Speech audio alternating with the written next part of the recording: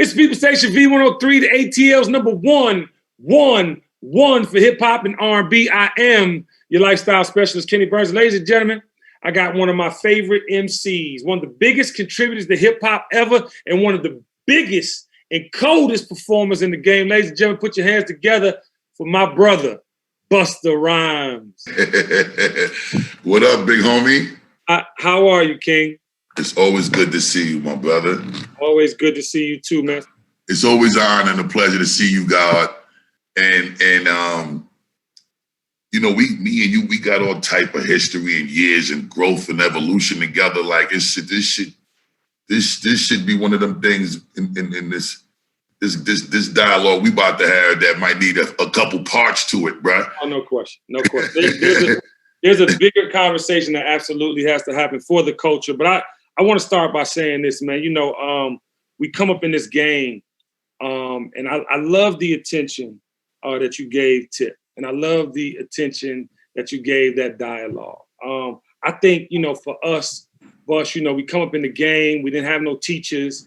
We were fighting and clawing for everything we got. We earned it. We changed, you know, cycles. We broke cycles. You know what I'm saying? And I feel like, you know, that for me, you know, and I don't even want to get into the exchange with you and T.I. I want to get into how our generation redefined. Because, you know, us growing up, when we looked at the 40-year-olds, even our parents, when they was 40 and 50, they was checking out.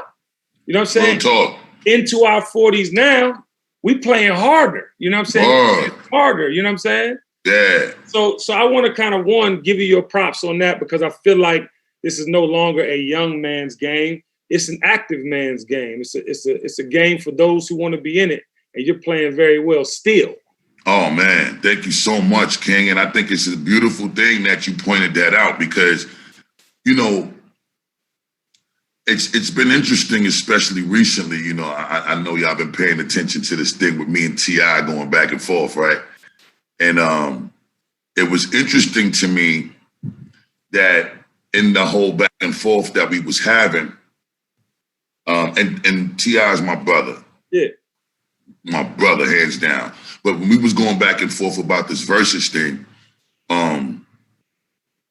interestingly, you know, he was saying that there was an age gap between me and him when it came to trying to figure out this versus thing. Right. And I should probably battle like a E.L.E, or I should probably, you know, or he might as well battle Melly Mel then, right? Right. And what was interesting to me was that narrative, because I was trying to help him understand in my response that you can't put a timeline on greatness. Facts. You know what I'm saying? You can't age something that's timeless, brother. And at the end of the day, the only thing that can be aged when you want to use an example like that is sometimes, you know, people use that narrative when it's convenient for them. I like, T.I., you got to understand, it ain't an age gap when you want to collab with Little Baby to keep your steam in the street. Yeah. It ain't an age gap when you want to collab with Young Thug to keep your steam in the street. It's not an age gap when, you know,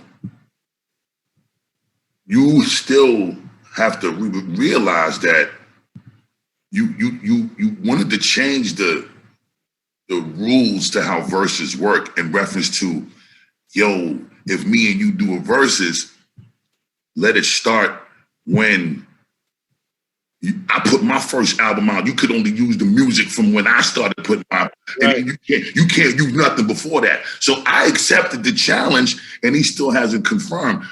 See, that's the beauty of timeless greatness. As much as you want to age gap me, so to speak, I've been so significant, so current, so fresh, so important to every era before you, during you, and to this very given moment where you just released an album 2 weeks ago and I'm dropping mine in one day. Right. I have no problem doing a versus with you from the day you put out your first album in 2001 to right now with us both dropping albums 2 weeks apart, because you still gonna get an ass busting. And see, that's the lesson you're gonna learn the hard way from some kind of age gap thing that you want to talk about. And just for the record, it's beautiful to be from our experience, age in this current time and space, because we've lived and accomplished certain things that you still got a whole lot of living left to do to even reach those accomplishments. We're celebrating 20-year anniversaries for classics and 25-year anniversaries for classics. You celebrating 20 years in this game, 20 plus years in this game. You still looking like a newborn baby. You still in shape. You still solidifying some of your greatest wins, Kenny. And it's like we out here doing things that these brothers could only aspire and wish and hope that one day they'll be able to celebrate as well. The 20th anniversary classic or 20-year anniversary of being in the positioning that they're in as artists or executives or whatever the case may be, 25-year celebrations, and be able to have these moments celebrated where your records are playing in these venues, whether you in them venues or not. Yes. Age groups are still bouncing off the wall to your 20-year classics or your 25-year classics. You haven't accomplished that yet, brother. Yeah. You got work to do still before you start talking that talk to me, man. Behave and have some manners, brother. Yeah, I want to say this, though. I want to say this. Tip is a part of the 40 Club. And I think because you've been out so long, think you like in the 50s with the Puffs and the J. You're not. Nah, I'm only 48. I'm only 48. 40. So and I want to say this too. And I think, from a performance level, right? What you have accomplished. I'm talking about when the video game was the video game, and your videos with Janet and on your own, and just the way that you made your lyrics come to life. You translated that to stage. And what I don't want any youngin' to ever get misconstrued. You know what I'm saying? Like, if it comes down to mano y mano, rapper against rapper on a battle level, I don't know many, messing with you. On stage, I don't know anybody, any genre messing with you, because we come from the era of the bigs. He wouldn't move on stage. He's side to side. Jay really wasn't like you and Spliff ran across the arena, and I just don't think people understand that level of commitment to the art. So I want to salute you on that. And we ain't got a lot of time, but I want to celebrate you, brother, because it's not often that you still contribute at that high level. You know what I'm saying? This elevated in the game, we'll say. So thank you, brother. Thank you, King. Continue to inspire, because I get inspired. You see me when I host, I'm evoking every Busta Rhymes, Spliff Star moment I've ever seen on stage. When I'm hosting, it's like I'm rapping the rap. So I get that from you. Thank you. Thank you so much, big bro. I mean, it was always taught to me, and I ain't gonna front. I've been super blessed to have gotten the endorsement or have been welcomed in such a warm, welcoming, and embracing way from the greats like Chuck D and Big Daddy Kane and Grandmaster Cash from the Cold Crush Brothers and, E.L.E. I've been blessed to be able to get the invite by those brothers to come sit down with them, come to their cribs or come to their studio sessions, and be able to just get the schooling and the guidance and just the molding and the conditioning and the just being taught the proper values and the fundamentals of just how to rep the culture properly. Yeah. You know what I'm saying? And we came from a time where, sounding like somebody or remotely doing anything somebody else was doing was a crime. It was called biting. You couldn't do nothing nobody else was doing. So right. You had to take these lessons and these different pieces of information that you was given, being schooled by the greats, make it your own, understand it, figure out how to turn it into something that just becomes yours, and then come out here and shake everything up and be able to show these brothers that you was able to apply this incredible information that they was giving you, because ultimately the way of showing your appreciation was making sure that them dudes was proud of the time they was in fooling you. So, you know. And I want to add to that though, Busta. Back then, you had to get that cosign to be legitimized. Now, people go online and social digital and be legitimized, but you had to have the respect of the elders. Absolutely. So that's one of the most key and important things that I'm so glad that you pointed out in this conversation, because you had to earn your right to passage. Come on. You had to earn it. You had to earn it. And it was super important. It was super rewarding. Yes. Get that. When you knew that you earned it and you got that from those brothers, the elder statesmen, when they gave it up to you, there was no feeling that was more fulfilling than that. So definitely right. You hit the center of the bullseye with that, big bro. Yeah. I want to say this. Yeah. I'll be 48 tomorrow. Wow. I'm super excited. Wow. Congratulations. Thank you. I have not had a birthday party in my entire existence, because everybody knows me as the party king. So absolutely. You know, this is my birthday present. You know what I'm talking about? You know what I'm saying? So I mean, again, we're only 6 months apart, but like, I look up to you in a way, man, because of your presentation and the way you've carried hip hop. I mean, people don't really remember, like, when you started your videos, you took the video game, you and Missy took the video game to another planet. It became theatrical. It became this moment in time. You know what I'm talking about? Absolutely. I want to salute that, but I want to get to Extinction Level 2, The Wrath of God, because it's been 11 years. Yeah. It's been 11 years. And I want to remind people can't take off 2 months, let alone 11 motherfucking years, okay? it still be relevant, okay? Yeah. So that's the first high five and flower.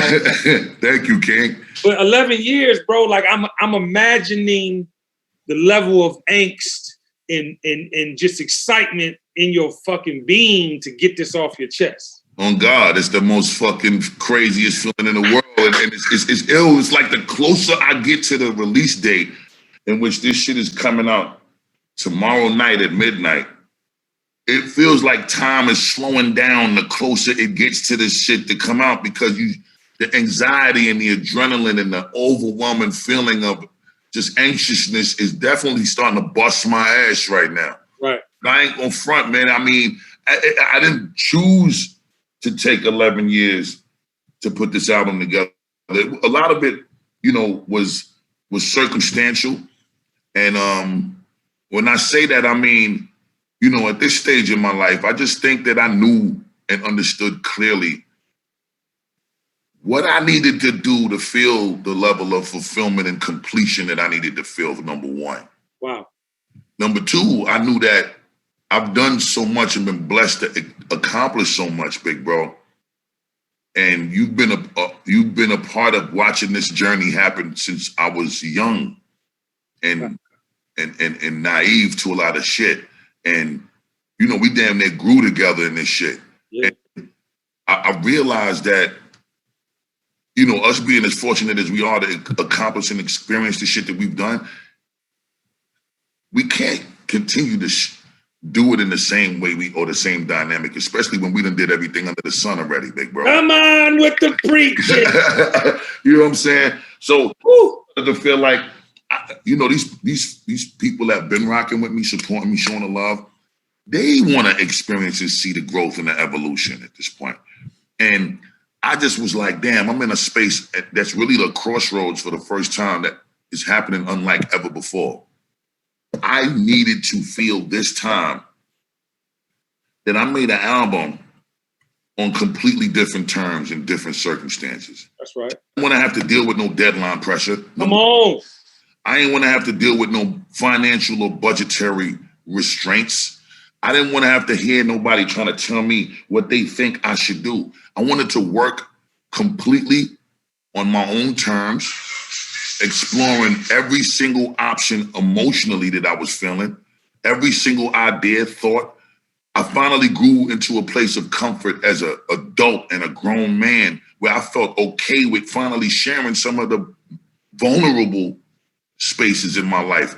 Amen. that I felt comfortable enough to share. You know what I'm saying? Yo, Bus, let me say something though with that. Yeah. It's so important for the youngins to hear what you just said, because even when COVID started, like we grew up, we had to compartmentalize so much stuff. You know what I'm talking about? Like what we saw in the household, going into the streets, trying to navigate and be ourselves while in a business that people want to just take. And it's so important that you said the word vulnerable. Vulnerable. I'm dying to hear this album, by the way. But so important that you said that, because even myself, I had to strip away layers I didn't even know was there during COVID.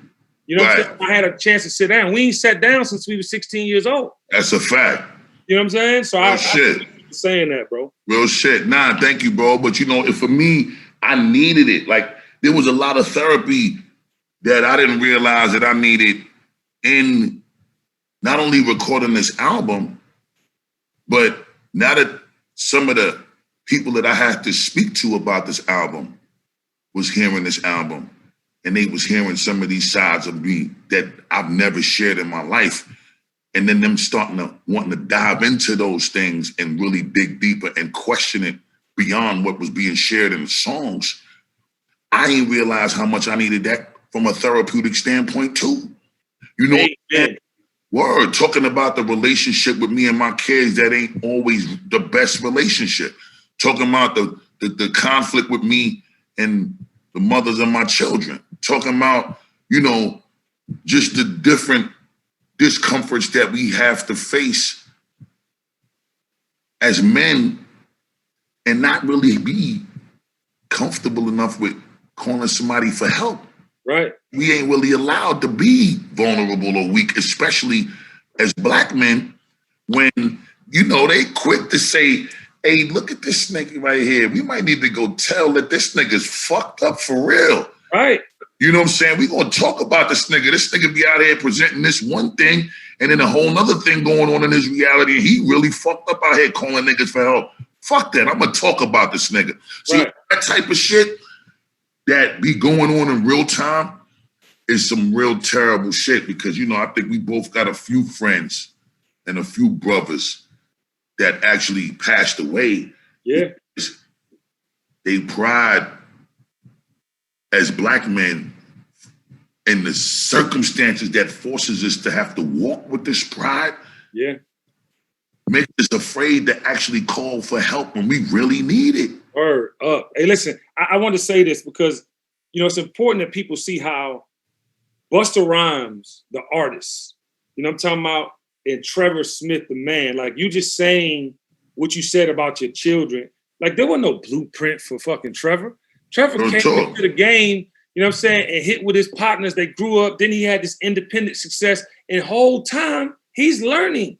It wasn't a handbook to say, oh, here you're gonna get all this money, you're gonna get all this fame, notoriety, you're gonna travel the world, and yet you gotta keep this family. You know, no one gave you that. So I applaud you for saying that, because you're right. We lost so many brothers that were doing things they were uncomfortable with and couldn't talk about because they felt like if they did, people would oust them or make them feel weird. We had, you know, people with mental conditions that in the Black community, you don't say you got a fucking mental condition. You're not even, they want to give every Black kid Ritalin just so, because we are spirited people, you know what I mean? Even, I remember my mother told me they tried to get her on that. They tried to get me. They want to get my sons. No, you teach them. That's your job. My point is, that's a fact. My point is, people don't understand sometimes the difference between a Busta and a Trevor.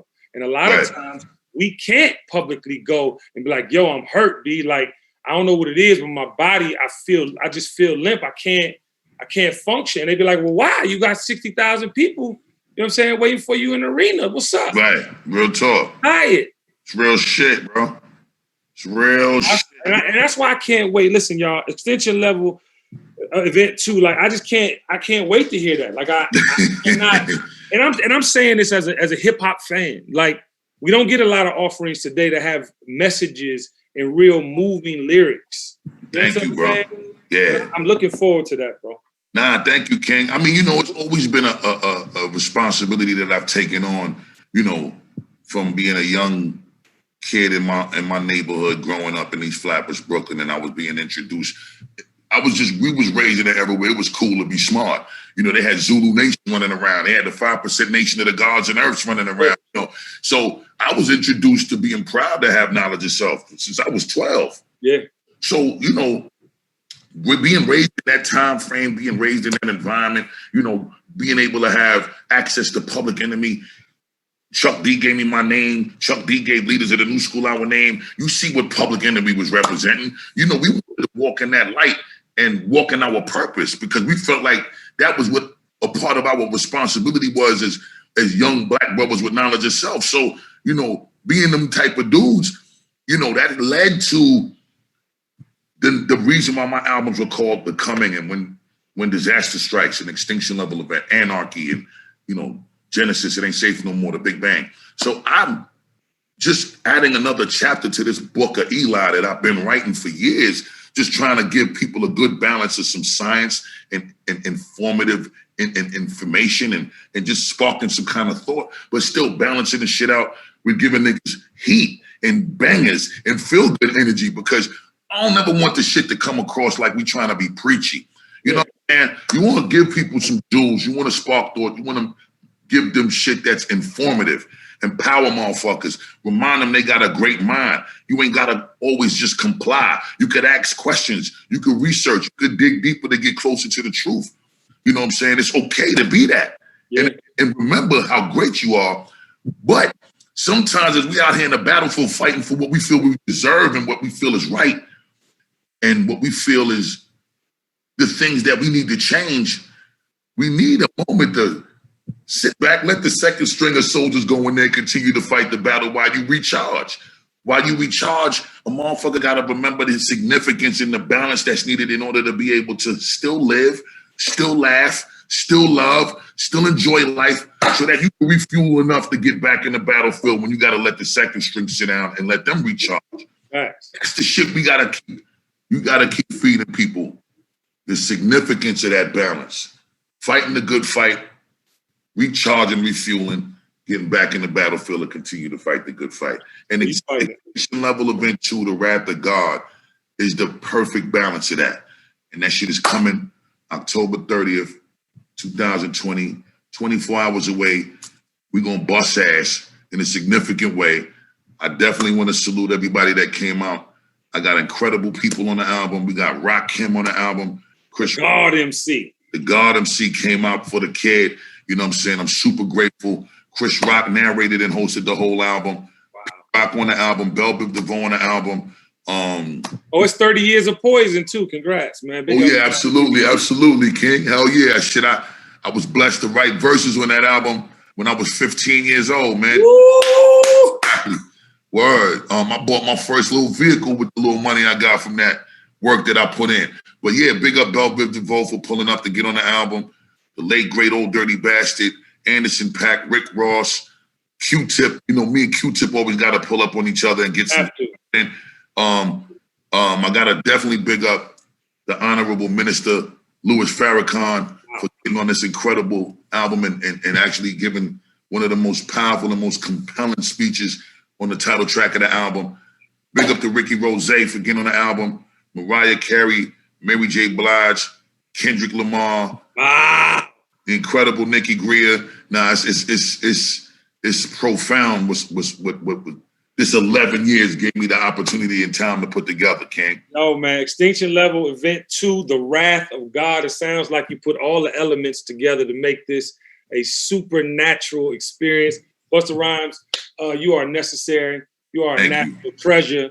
Thank you. We need your voice as long as you're willing to give it to us. And, you know, big up on the workout thing too, bro. You know, I don't think people really recognize how you transform your entirety. So thank you, God, buddy. Yeah. Thank you so much. I mean, that was a necessary journey. You know what I mean? I fell off the wagon in a major way when I lost Chris Lighty, my main manager for 22 years, and I lost my father during the making of this album. It was definitely something I've never experienced or felt that level of pain before. And I definitely fell off the wagon and let go in a major way. Health issues became crazy. Got on 2 blood pressure medicines, was on acid reflux medicine, developed sleep apnea. You know, my kids started hearing me when I was falling asleep in the car, just driving home from a party. You know, and my oldest son was my road manager one time, and he was so scared of the way that I was sounding when I was breathing in my sleep that he thought I was gonna die. Wow. And I had got up to about 340 pounds, so I was actually having some breathing issues too. Wow. And my son actually felt like he was a little too uncomfortable with having a conversation with me because he's so concerned about how I feel. He thought by saying something to me and keeping it 100, it was going to probably fuck with my feelings. Right. And so he actually had a sidebar conversation once we got to the crib. We was in L.A. at this time. This is last year, February 2019. No, March 2019. And I went up in the crib. He took his time to come up there. He had a sidebar conversation with my security that we was with.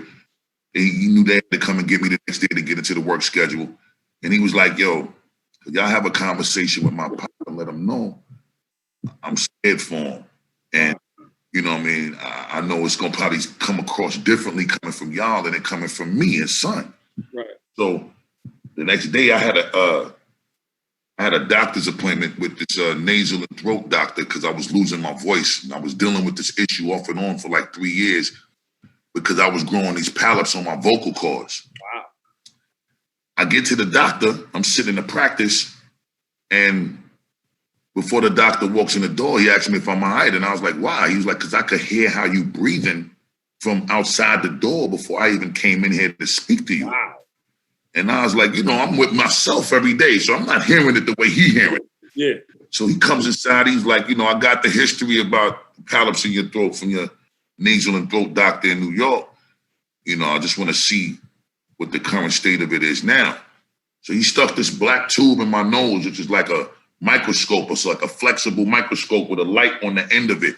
Right. Sticks it in my throat, he pushes it down my throat.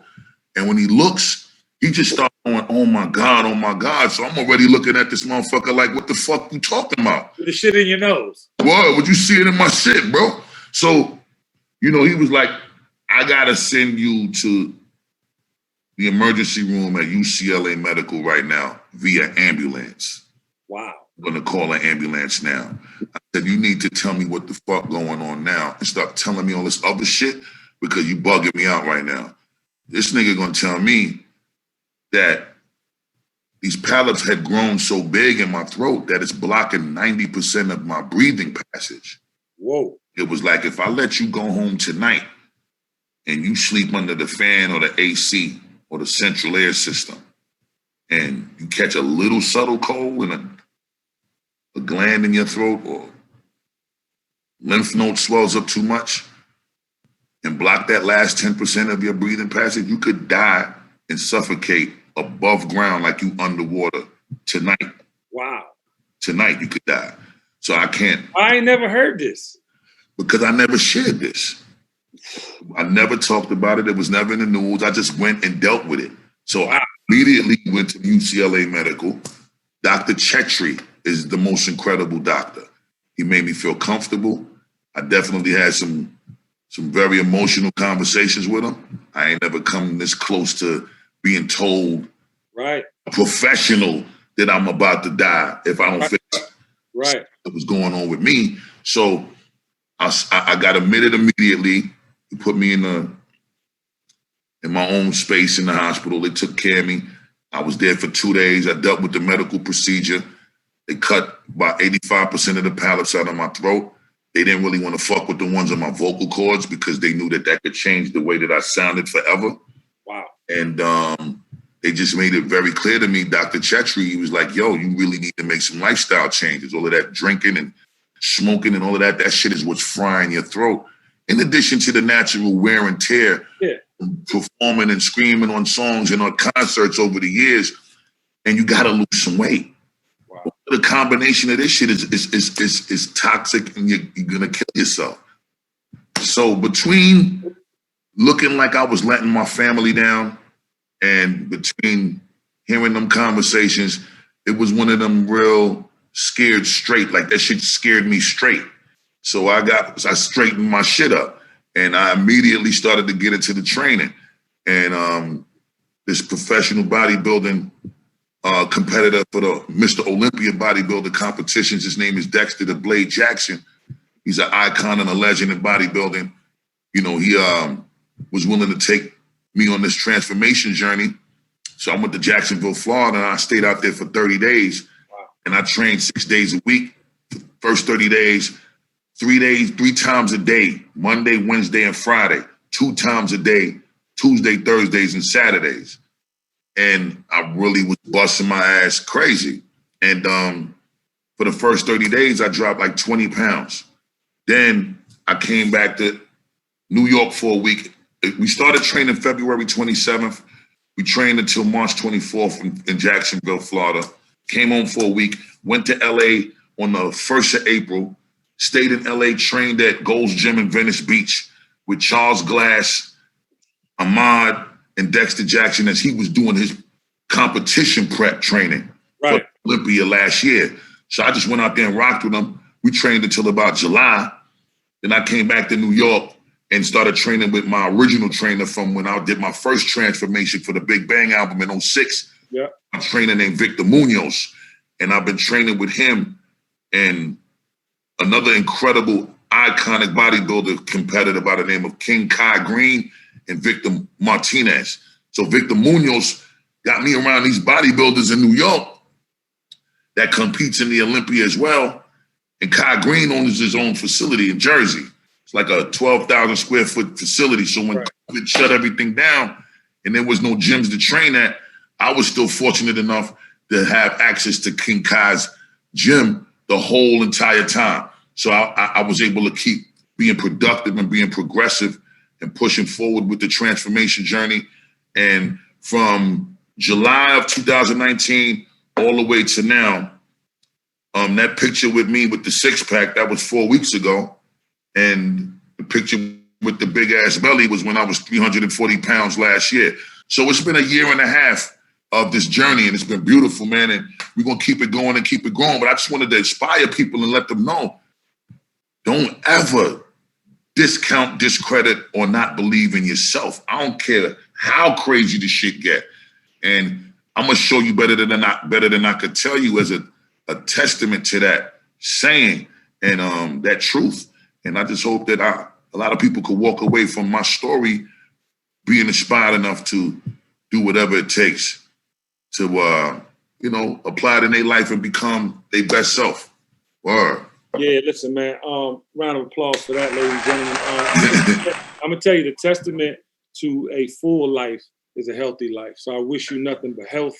I wish you all your wildest dreams, man. And listen, we're not 50 yet, man. Tell these youngers to get on their motherfucking heads. You know what I'm talking about? Motherfucking right, big homie. Fuck you, me. and even when we get in our 50s, we ain't gonna stop. I bet you gonna get on that stage after us. Oh, that's a fact. Oh, we gonna get on our Mick Jagger shit and our motherfucking James Brown now. We the first flyest elder statesmen to ever exist in the culture of this hip hop shit. Keep it growing. Fuck you, mean, big homie. All right, Extinction Level Event 2, The Wrath of God, is out tomorrow at midnight. That's right, my birthday's tomorrow. Then at midnight, we downloading the shit out of this amazing album from the legend Busta Rhymes. Thank you, and I just want to say congrats on another successful cycle around the sun, beloved. Keep it going, keep it growing, don't never stop. I hope the Most High continue to bestow his blessings and abundances for you and your beautiful family, big bro. And when we do finally get up, because I've been frequently pulling up to the A. I'm telling you now, I get out there in the next couple weeks, we're gonna celebrate your birthday. I don't care how long after your birthday, we're gonna turn up the same way like it's the day of your birth. No doubt. Love you, boy. Keep going. Extinction Level Event 2, The Wrath of God is up. Let's get it. Let's get it. Thank you, family.